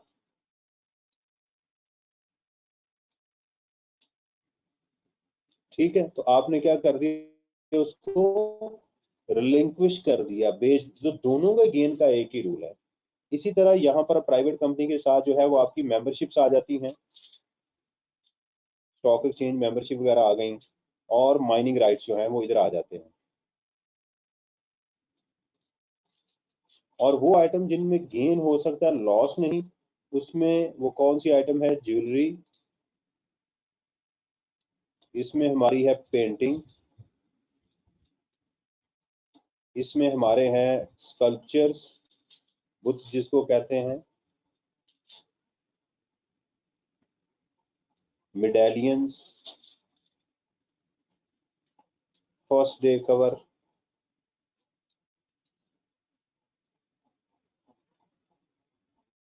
एंटीक्स। ठीक है, ये आइटम जो है मैंने अपने जुबानी जो मुझे याद थी मैंने लिख दी है। इमूवेबल प्रॉपर्टी का अभी भी मैं पहले भी आपको बता चुका हूं कि इमूवेबल प्रॉपर्टी में हमारे पास बिजनेस की कोई आइटम नहीं आएगी, ये बात याद रखें। ना डिप्रिसिएबल एसेट्स आएंगे, ना जो है हमारे पास उसकी जो है वो ऑफिस आएगा, बिल्डिंग आएगी, ये निकाल दें। ठीक है, इसके अलावा जो रियल एस्टेट में हम यूज करते हैं वो भी नहीं आएंगे। बाकी लैंड और बिल्डिंग, ओपन प्लॉट वगैरह इसमें आ जाएंगे। इसका सेपरेट ब्लॉक के इसकी दो चीजें हमें सीखनी है, एक का ताल्लुक इनकम के साथ है और एक का ताल्लुक टैक्स के साथ है। इसका होल्डिंग पीरियड, जब इनकम कैलकुलेट करेंगे तो क्या देखेंगे? Holding period. जब टैक्स में जाएंगे तो क्या देखेंगे? इसकी अमाउंट देखेंगे, टैक्सेबल अमाउंट, उसके मुताबिक परसेंटेज आपको मिलेगी। अगर इसका होल्डिंग पीरियड जो आपने प्रॉपर्टी बेची है 1 साल है तो 100%, 1 साल से ज्यादा है, 1 साल के बाद 75% यानी 25% एग्जेम्प्ट होगा, 2 साल के बाद 50%, उसके बाद 25%, और 4 साल के बाद ये एग्जेम्प्ट हो जाएगा। और ये जो अमाउंट आएगी उस अमाउंट के मुताबिक आगे टैक्स लगेगा, यानी जब अमाउंट आप कैलकुलेट कर लेंगे उसके मुताबिक फिर टैक्सेशन होगी। और उसकी जो परसेंटेज है मुझे अब याद नहीं है, अगर शराद आपको याद है जरा बता दें। मेरा ख्याल है पहली थी 3.5%, अगर ये टैक्सेबल अमाउंट 5 मिलियन तक है। ठीक है, उसके बाद मेरा ख्याल है ये 5% थी, और एंड सो ऑन, इस तरह से ये अमाउंट जो है वो चल रही थी। तो ये जो परसेंटेज है ना बेटा, ये आपने टैक्स में देखनी है इस अमाउंट के मुताबिक जो यहाँ आएगी। ये जो परसेंटेज है ये इनकम के लिए है, ये बात ध्यान से रखनी है आपने। इसका ताल्लुक इनकम के साथ है और इसका ताल्लुक टैक्स के साथ है, और अगर ये एग्जेम्प्ट हो जाए तो फिर यहाँ पर आपने कुछ नहीं करना। इसी तरह जो सिक्योरिटीज हैं जिसमें हमारे पास पब्लिक कंपनी के शेयर्स हैं, इसमें हमारे पास जो है वो रिडीमेबल कैपिटल है,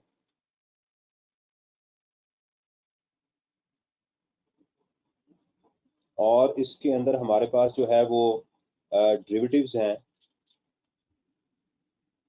इसमें पीटीसीएल वाउचर्स हैं,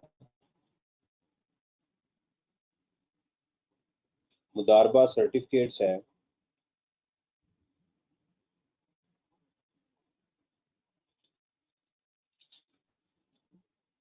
ठीक है, इनका जो गेन है वो सेपरेट ब्लॉक में जाएगा, और उसका रेट हमने पढ़ा था 12.5% जनरल रेट है, म्यूचुअल फंड्स के लिए 10% है, और हमारे जो पीएमएक्स की जो आइटम्स हैं उनका 5% है। ये देख लीजिएगा, मैं जुबानी आपको चीजें वो बता रहा हूँ। उसके बाद हमने आखिरी बात जो इसकी की थी वो लॉस की बात की थी।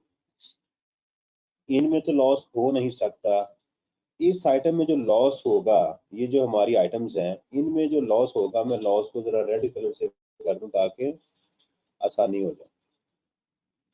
इनमें जो लॉस होगा हमें, ठीक है, वो किसी के अगेंस्ट सेट ऑफ नहीं होगा, बल्कि क्या होगा? कैरी फॉरवर्ड होगा, बल्कि क्या होगा?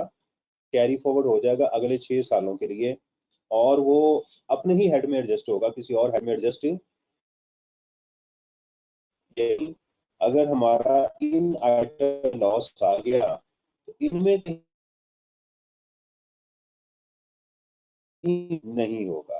आइटम में लॉस गेन है तो एडजस्ट हो सकता है, सेपरेट ब्लॉक के अगेंस्ट एडजस्ट नहीं करेंगे। इमूवेबल हो सकता है के लिए, ये सिक्योरिटीज के गेन में ही अगर अनएडजस्टेड हुआ तो ये कैरी फॉरवर्ड हो जाएगा 3 सालों के लिए, और सिक्योरिटीज में ही एडजस्ट होगा। तो ये गेन और लॉस उसकी मैंने बात यहाँ पर आपको बता दी है इसके अंदर। और इसके अंदर जो सिक्योरिटीज के शेयर्स की खासकर जो हमने बात की थी, कि उसका मोड ऑफ एक्विजिशन इंपॉर्टेंट होगा कि आपने शेयर्स अक्वायर कैसे किए हैं, ठीक है ना। अगर आपने शेयर परचेज किए हैं, देखिएगा, क्योंकि इसका फार्मूला होगा आपके पास एग्जाम में, gain is equal to sale price और fair market value whichever is higher minus इसकी कॉस्ट। यहाँ पर कॉस्ट भी आ सकती है और डीम्ड कॉस्ट भी आ सकती है। कॉस्ट भी आ सकती है यानी परचेज प्राइस, या यहाँ पर डीम्ड कॉस्ट भी आ सकती है एग्जाम में आपको। तो उस कॉस्ट जब कैलकुलेट करेंगे फिर इसमें आप इसकी cost of purchase plus cost of sale भी उसमें ऐड करेंगे, वो कॉस्ट हो या डीम्ड कॉस्ट हो, परचेज करेंगे। डीम्ड कॉस्ट कब मिल सकती है आपको? अगर ये शेयर एम्प्लॉय स्कीम में आपने एक्वायर किए थे, क्या किए थे आपने, शेयर्स एम्प्लॉय शेयर स्कीम में आपको मिले थे, तो फिर उस दिन की जो फेयर मार्केट वैल्यू थी वही आपकी कॉस्ट बन जाएगी। अगर ये शेयर आपको विरासत में मिले थे तो फिर भी उस दिन की जो फेयर मार्केट वैल्यू है आपकी कॉस्ट बन जाएगी। अगर आपको ये शेयर्स गिफ्ट में मिले थे और आपने जो डिस्पोज ऑफ किया इसको 2 साल के बाद किया, फिर क्या बन जाएगी आपकी डीम कॉस्ट बन जाएगी। लेकिन अगर आप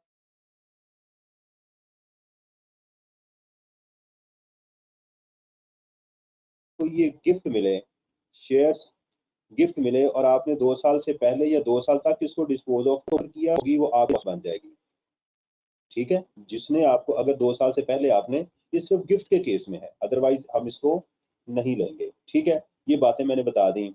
इसके अलावा और मैंने आपको भी कहीं डीम कॉस्ट का बताया था, मुझे अब याद नहीं है कि और मैंने कहाँ कहाँ आपको डीम कॉस्ट का बताया था। विरासत है, ये जो मेन आपके एग्जाम में आ चुके हैं, एम्प्लॉय शेयर स्कीम हो गई, विरासत हो गई, गिफ्ट हो गया, इसके अंदर जो है वो आपको मिले हुए हैं।